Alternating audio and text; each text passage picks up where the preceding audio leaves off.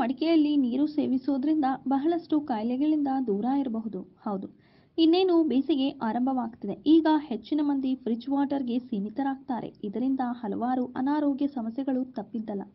ಇದರಿಂದ ಪಾರಾಗಬೇಕೆಂದ್ರೆ ಮಣ್ಣಿನ ಮಡಿಕೆ ಬಳಸೋದು ಉತ್ತಮ.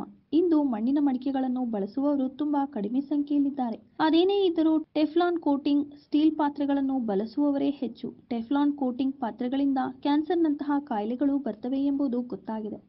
ನಾವು ಆರೋಗ್ಯವಾಗಿ ಇರಬೇಕಾದ್ರೆ ಮಣ್ಣಿನ ಪಾತ್ರೆಗಳನ್ನು ಬಳಸೋದು ಉತ್ತಮ.